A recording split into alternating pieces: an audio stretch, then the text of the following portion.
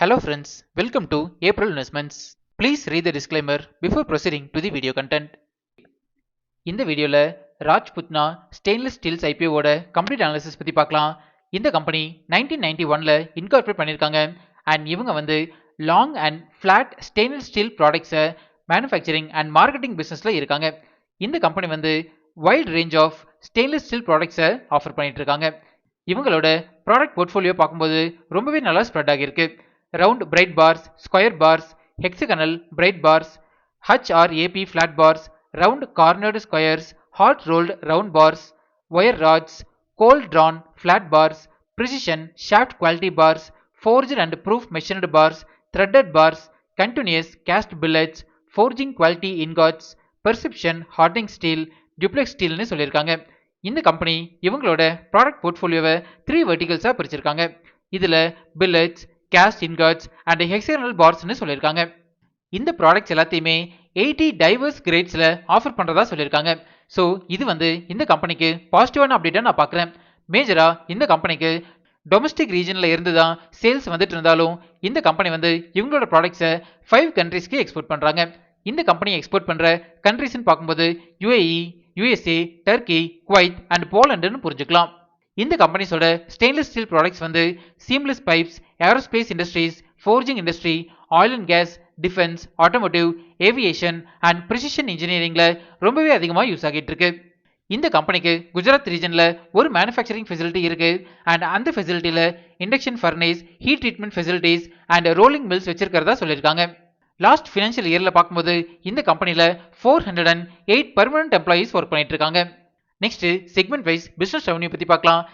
Financial year 25ல பார்க்கும்போது revenue from sales to மேனுஃபேக்சரர்ஸ்ல 79.30% ஆஃப் ரெவன்யூஸ் வந்திருக்கு அண்ட் சேல்ஸ் டு ட்ரேடர்ஸ்ல பார்க்கும்போது 20.70% ஆஃப் ரெவன்யூஸ் வந்திருக்கு.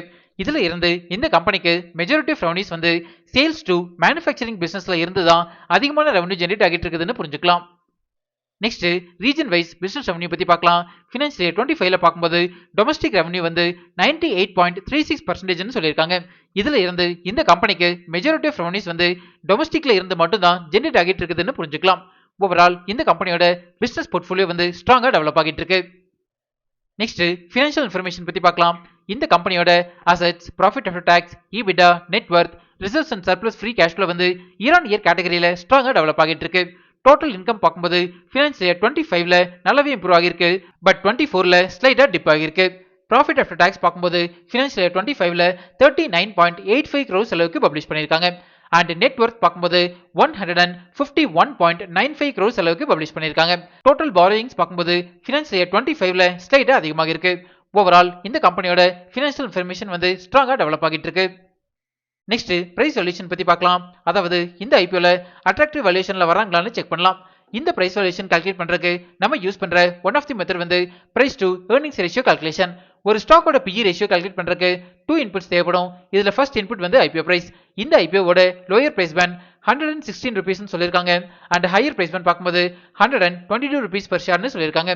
இது வந்து டிபெண்டபிள் மெயின் போர்டு ஐபிஓ அப்படிங்கிறதுனால ஹையர் பிரைஸ் பேண்டை நம்ம கன்சிடரேஷனுக்கு எடுத்துக்கலாம்.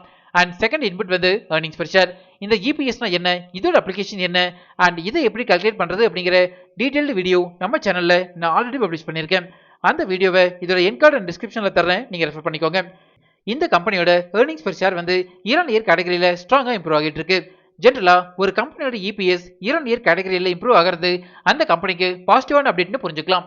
ஃபினான்ஷியல் இயர் 25ல ஏர்னிங்ஸ் per share வந்து 5.78 ரூபீஸ்னு சொல்லியிருக்காங்க.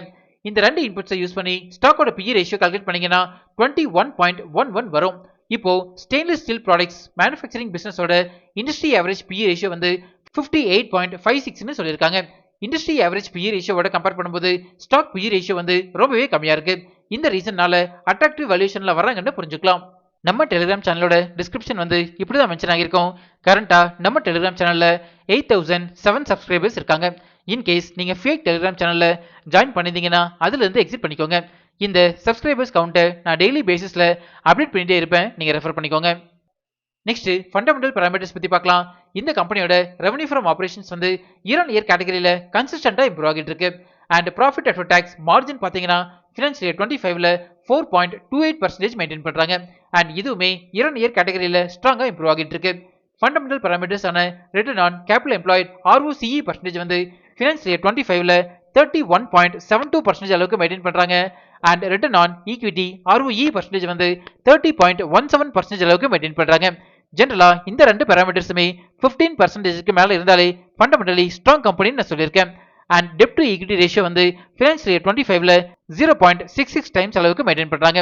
ஜெனரலா டெப்ட் டு ஈக்விட்டி ரேஷியோ வந்து 1 or 1க்கு கீழே இருந்ததுன்னா ஃபண்டமெண்டலி ஸ்ட்ராங் கம்பெனின்னு நான் சொல்லியிருக்கேன். ஸோ இந்த கம்பெனியோட ஃபண்டமெண்டல் பாராமீட்டர்ஸ் வந்து ஸ்ட்ராங்கா டெவலப் ஆகிட்டு இருக்கு. நெக்ஸ்ட் டிவிடெண்ட் டீல்ஸ் பத்தி பார்க்கலாம். இது வரைக்கும் இந்த கம்பெனி எந்த டிவிடெண்டுமே கொடுத்ததில்ல. நெக்ஸ்ட் பியர் அனாலிசிஸ் பத்தி பார்க்கலாம்.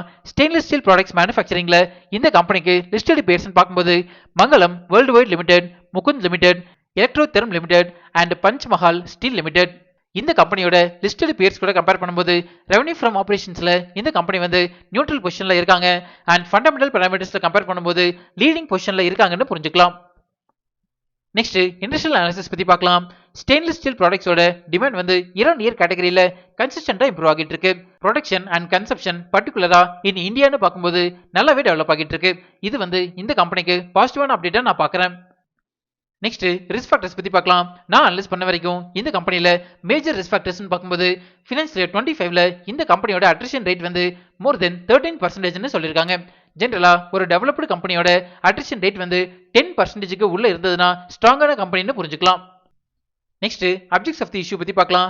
இந்த ஐபிஓ இருந்து ஜெனரேட் ஆகிற ஃபண்ட்ஸை இந்த கம்பெனியோட கேபிட்டல் எக்ஸ்பெண்டிச்சர் ரெக்யர்மெண்ட்ஸ்க்கு யூஸ் பண்ண போறதா சொல்லியிருக்காங்க. அண்ட் இவங்களோட எக்ஸிஸ்டிங் லோன்ஸை ரீபேமெண்ட் பண்றதுக்கு யூஸ் பண்ண போறதா சொல்லியிருக்காங்க. நெக்ஸ்ட் ஐபிஓ டீடைல்ஸ் பத்தி பார்க்கலாம். இந்த ஐபிஓ வந்து 9th மார்ச் சப்ஸ்கிரிப்ஷனுக்கு ஓபன் ஆகுது அண்ட் 11th மார்ச் க்ளோஸ் ஆகுது. Face value 10 rupees per share and ஒரு லாட்டுக்கு 110 ஷேர்ஸ் வரைக்கும் நீங்க அப்ளை பண்ணிக்கலாம். இந்த ஐபிஓவோட டோட்டல் இஷ்யூ சைஸ் வந்து 255 crores சொல்லியிருக்காங்க. அண்ட் இதுல 179 crores அளவுக்கு ஃப்ரெஷ் இஷ்யூ இருக்கு. நெக்ஸ்ட் இம்பார்ட்டன்ட் டைம்லைன் பத்தி பார்க்கலாம். இந்த ஐபிஓட அலாட்மெண்ட் வந்து மார்ச் 12 நமக்கு தெரிஞ்சிடும். நம்ம April investments Telegram and Instagram சேனல்ல நான் லிங்க் அப்டேட் பண்றேன், நீங்க ரெஃபர் பண்ணிக்கோங்க. இந்த ஐபிஓட லிஸ்டிங் டேட் வந்து மார்ச் 16. நெக்ஸ்ட் ப்ரொமோட்டர் ஹோல்டிங் பத்தி பார்க்கலாம். ப்ரீ இஷ்யூ ஷேர் ஹோல்டிங் வந்து 100% மெயின்டைன் பண்றாங்க. அண்ட் போஸ்ட் இஷ்யூ ஷேர் ஹோல்டிங்கை பத்தி எந்த ஒரு அப்டேட்டுமே கொடுக்கல. இந்த அப்டேட் வந்ததுமே நம்ம இன்ஸ்டாகிராம் அண்ட் டெலிகிராம் சேனல்ல நான் பப்ளிஷ் பண்றேன். ஃபைனலா ராஜ்புத்னா ஸ்டெயின்லெஸ் ஸ்டீல் ஐபிஓக்கு ஏப்ரல் இன்வெஸ்ட்மெண்ட்ஸோட ரிப்போர்ட் கார்டு பத்தி பார்க்கலாம். Company portfolio, financial results, fundamentals and price வேல்யூஷனுக்கு பாசிட்டிவ் ரேட்டிங் கொடுத்திருக்கேன். Peer comparison, issue type and business risk ஃபேக்டர்ஸுக்கு நியூட்ரல் ரேட்டிங் கொடுத்திருக்கேன். கரண்டா இந்த ஐபிஓ வந்து கிரே மார்க்கெட் பிரீமியம்ல ஆக்டிவா ட்ரேட் ஆக ஸ்டார்ட் ஆகல. இந்த ஜிஎம்பி வேல்யூ அப்டேட் ஆனதுமே நம்ம டெலிகிராம் இன்ஸ்டாகிராம் சேனல்ல நான் அப்டேட் பண்றேன். இப்போ ஜியோ பொலிட்டிக்கல் டென்ஷன்ஸ்னால ஓவரால் மார்க்கெட்டே டவுன்ல இருக்கு. இந்த ரீசன்னால ஜிஎம்பி வேல்யூஸ் ரொம்பவே எஃபெக்ட் ஆகிறதுக்கான சான்சஸ் அதிகமாகவே இருக்கு. ஃபைனலா நான் வந்து இந்த ஐபிஓல செகண்டரி சப்ஸ்கிரிப்ஷன் அண்ட் ஜிஎம்பி வேல்யூவை பார்த்துட்டு அப்ளை பண்ணலாமா வேண்டாமா அப்படிங்கிற டெசிஷன் எடுக்க போறேன். நீங்க இந்த ஐபிஓல அப்ளை பண்ண போறீங்களா இல்லையா அப்படிங்கறத நம்ம கமெண்ட்ஸ்ல சொல்லுங்க.